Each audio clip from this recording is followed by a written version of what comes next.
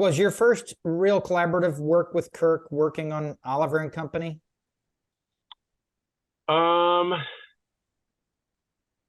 think it was the first real collaborative work, because we both worked on Oliver and Company, but I think he was an animator on that, and I was in storyboard.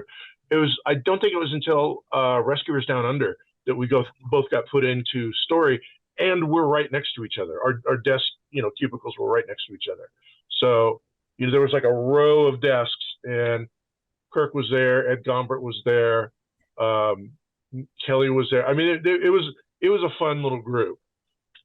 Could you then kind of sense a creative spark between you guys, or did that come? Oh yeah. And Kirk and I were I think we were the first two that were kicked off of that project because we both had bad attitudes. So we that's where we kind of bonded and went, all right, we're in this, you and me, guy, and that's when we got put into the development department.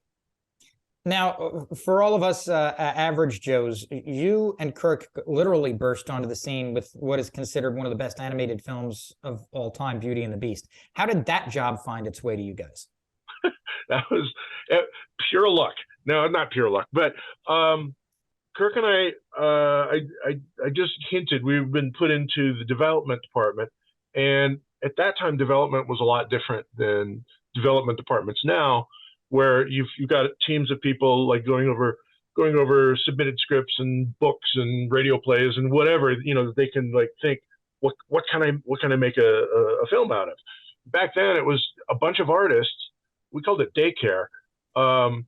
It was a bunch of artists that Disney didn't want to fire, but didn't have any work for.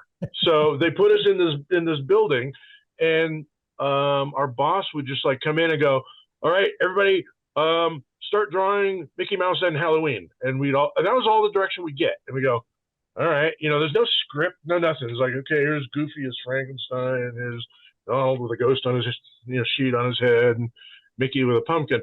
And then, a week later he'd run in and tell us something else. So it was one of those situations where we were just like drawing something, and he came in and said, all right, drop everything. We've got this project. It was a project for Epcot Center in Florida, and there was a ride that was being put into Epcot. Was that Canium Command? Canium Command, and they had this 4.5 minute pre-show that you put in the lineup area to kind of inform guests what you're going to see, what you're in for. Excuse me, and keep them from getting too restless. So that the company Disney had contracted with a studio up in the Bay Area, and they had this pencil test, already well underway, and they showed it to us, and our boss is like, like this the whole time, and we're watching it, and we're like, this kind of sucks, this isn't very good. And he said, yeah, that's exactly. So here's our job. We have to we have to like rethink and reboard this. Okay, what are the parameters? The only parameters were it was going to be called Cranium Command. There was going to be an audio animatronic character that's going to symbolize our subconscious or our conscious, that's in this ultimately in this room, like flying your brain like you would a jet, So he's in this seat, and there's controls all around and screens for the eyes and different body parts. And the leader of this group is the military commander, General Knowledge, and that was pretty much all we had. So we said, all right, let's kick this around a little bit, and we had like a week to turn it around, and because at that time, Michael Eisner, Jeffrey Katzenberg, Frank Wells, they had said, no, cut this one off. Why don't we give this to our own guys? Why are we farming this out? And it was, in their defense, in this other group's defense, it was being spearheaded by Metropolitan Life. That was the sponsor of the pavilion. And Metropolitan Life isn't really known for its funny cartoons or, entertaining storytelling. So, they were doing the best they could with what they had. But our bosses said, no, give it to our guys. We can do better than this. So in a week, after watching, a bunch of movies about drill sergeants and, that kind of thing, we came in, we reboarded it, pitched it, boom, sold. All right, go.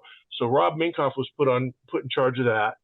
And Kirk and I looked at the reel for the main show, which was like a 12-minute show, and we said, "You got bigger problems than just the 4.5-minute pre-show. This is also kind of bad."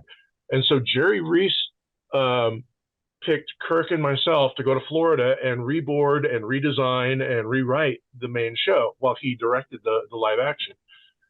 So we spent several months down in Florida doing that. In the meantime, one of the Roger Rabbit shorts had a problem, and Rob Minkoff was pulled off of Cranium Command and put onto Roger Rabbit. Cranium Command suddenly had no director. The pre-show had no director. Kirk and I were the only ones who knew anything about it, and so they threw us onto it. So that was our directing debut. It was a 90-day project that we got up and got running and got through, and it was reasonably successful. I mean, people liked it. And afterwards, we were like, whew, boy, that was exhausting. I was glad that's over with.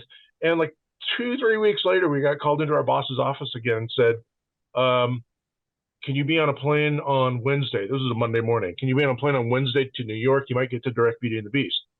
And we were like, what? So the backstory in that was Beauty and the Beast was being produced in London and had been there for almost a year. With Don Hahn and a British directing team, and their story reel came into the Disney High Command, and it was not particularly great. I mean, it was really pretty, and it was beautiful to look at. But we said it's kind of like watching an animated masterpiece theater. It's just, if you've seen the was it 1942, something like that, the Jean Cocteau Beauty and the Beast, where it's very stately, and the magic that happens is just kind of this flowy, amorphous power, and there's really no character to it. So that's kind of what this London animated version was like. Was that director Richard Purdam's version? Yes, it was. Now, go ahead. No, I was going to say, is it true the reason Disney didn't like the first storyboards from the previous director, Purdam, was because they were too dark? They weren't necessarily dark. They were just kind of dull. They didn't. This is also coming on the heels of The Little Mermaid, with Howard and Alan like really doing the Broadway number on Little Mermaid, and then you go to this, and it was just like this stately, slog. It just wasn't that engaging. And Jeffrey Katzenberg said, let's get Howard and Alan to do that Little Mermaid magic to it. And I don't think the Purdams were crazy about that idea. And whether they left of their own accord or were encouraged to leave, I'm not sure. And I suppose it depends on who you ask. But suddenly that was, without a directing team. So they asked Rob Minkoff again, and he said, sure, I'll do it, but you have to give me complete creative control, which I'm sure Disney had a good laugh at, that concept. Then they offered it to another guy who said he was interested in getting to live action and wasn't interested in doing animation. So Kirk and I were still kind of like floating around. We were drawing Goofy as Tarzan of the Apes. We were doing Goofy of the Apes at that point. And we hadn't screwed up Cranium Command. And they said, okay, let's get those guys and bring them in.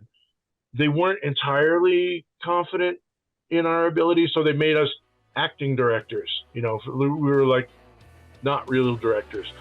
So Kirk's joke was, all right, I suppose we better start acting like directors.